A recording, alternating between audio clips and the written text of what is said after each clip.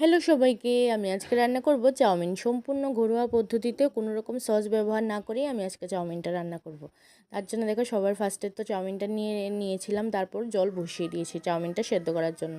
আর চাউমিনের জলটা বসিয়ে দিয়ে এটার মধ্যে একটু লবণ দিয়েছিলাম, দিয়ে চাউমিনের জলটা ভালো করে ফুটিয়ে নিয়েছি। চাউমিনের জলটা ফুটিয়ে যাওয়ার পর চাউমিনটা দিয়ে দিয়েছি, দিয়ে একটু নাড়াচাড়া করে চাউমিনটা আবার ভালো করে ফুটিয়ে নিয়েছি জলটার মধ্যে। তারপর ফুটিয়ে নেওয়ার পর চাউমিনটা নামিয়ে দিয়ে 5 মিনিট সেই চাউমিনটাকে জলটার মধ্যে গরম জলটার মধ্যে ভিজিয়ে রেখে দিয়েছিলাম 5 মিনিট। 5 মিনিট পর চাউমিনটা থেকে জলটা ঝরিয়ে নিয়েছি। তারপর কড়া বসিয়ে দিয়েছি, কড়ার মধ্যে তেল দিয়ে ওই যে কাঁচা লঙ্কা আর পেঁয়াজটা ভাজতে বসিয়ে দিয়েছি লবণ আর হলুদ দিয়ে। আর হ্যাঁ, অবশ্যই ঘরোয়া পদ্ধতিতে যেহেতু রান্না করব একটু আলুও দেবো, আলু কেটে রেখেছি, তোমরা দেখতেই পেলে আলু পেঁয়াজ তারপর লঙ্কা কুচি সমস্ত কিছুই রেডি করে রেখেছিলাম। তো কড়াতে তেল দিয়ে দেখো পেঁয়াজ দিয়েছি, লঙ্কা দিয়েছি, তারপর লবণ আর হলুদ দিয়ে পেঁয়াজ আর লঙ্কাটাকে একটু ভেজে নিয়েছি।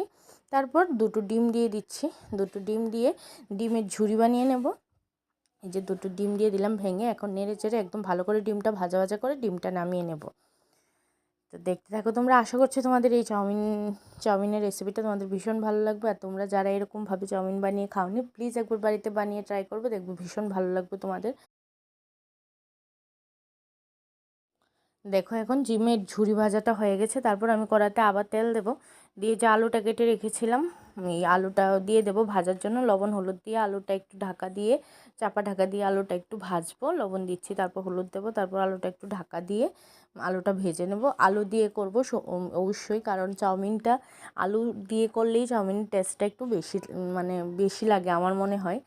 তো অনেকে তো অনেক রকমভাবে করে, আমার কাছে মনে হয় এই আলু দিয়ে করলে চাউমিনের টেস্টটা একটু বেশি থাকে, তো সেই জন্য আমি আলু দিয়েই করছি।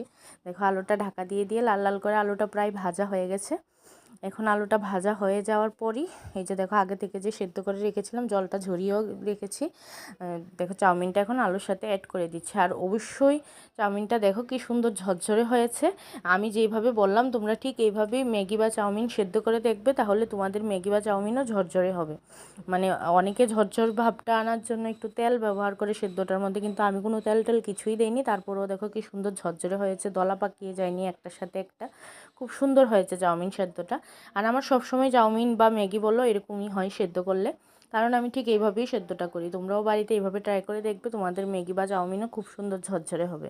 তো এই দেখো আলুটা ভাজা হয়ে যাওয়ার পর চাউমিনটা দিয়ে দিলাম, চাউমিনটা দিয়ে দেওয়ার পর একটু নাড়াচাড়া করে তারপর ডিমের ঝুড়িটা যে ভেজে রেখেছিলাম সেটাও দিয়ে দিয়েছিলাম। তারপর ভালো করে নাড়াচাড়া করার পর 1 প্যাকেট ম্যাগি মশলা অ্যাড করলাম এটার মধ্যে। তারপর এখন ভালো করে মিক্সড করে নিচ্ছি, নেড়ে চেড়ে ভালো করে মিক্সড করে নেওয়ার পর তারপর দেখো একটা পাত্রের মধ্যে ঢেলে নিয়েছি, উপর থেকে সস ছড়িয়ে। বাস, খুব সুন্দর লাগছে দেখতে, আর খেতেও ভীষণ দারুণ হয়েছিল।